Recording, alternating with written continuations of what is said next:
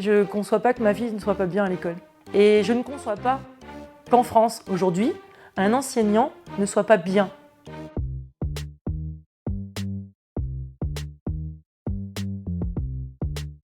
Mon ambition avec mon association, ce n'est pas de faire que de l'enseignement. C'est vraiment de toucher d'amener l'empathie et les neurosciences affectives et sociales partout.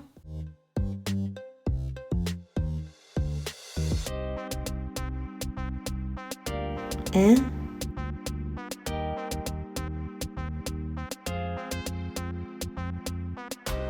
Les élèves sont plus efficients, efficaces, joyeux quand ils sont dans un climat de bien-être.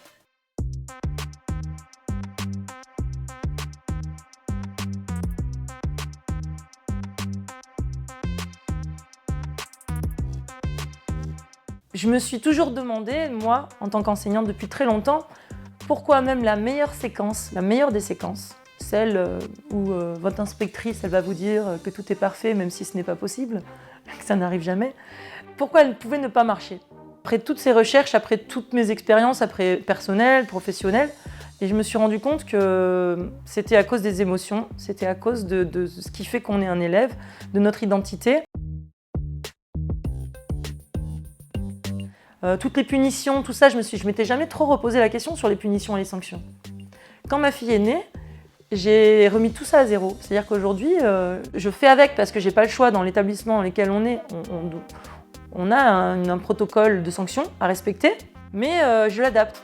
Pourquoi on ne testerait pas la méditation ou la pratique, enfin plutôt la pratique de l'attention, il faut rester dans des termes laïques, donc la pratique de l'attention à la place d'une retenue. Et il y a une manière d'élever les enfants qui est différente, qui n'est pas de les punir ni leur crier dessus, même si c'est difficile. Hein. Moi, je ne suis pas la meilleure non plus placée, je travaille sur moi-même tout le temps, et on travaille tous sur soi. Dès qu'on parle de bienveillance, paf, on nous tombe dessus, on nous boycotte ou on nous blacklist à l'éducation nationale, dans des endroits, oh là là, la bienveillance. Ben, on ne sait pas comment faire parce qu'on n'a pas la théorie qui va sur la pratique. C'est en devenir.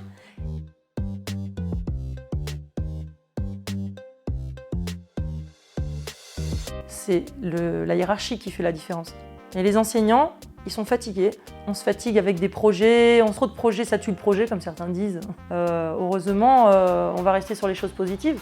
Il y a des équipes qui s'entendent, il y a des équipes qui arrivent, mais à quel prix?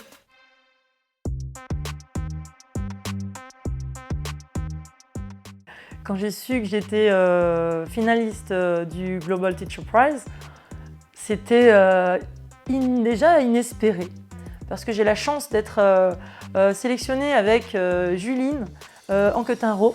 Nous sommes toutes les deux sélectionnées au Global Teacher Prize et ça donne quand même un message pour les enseignants français de l'avenir, c'est que vous existez et le monde il vous voit.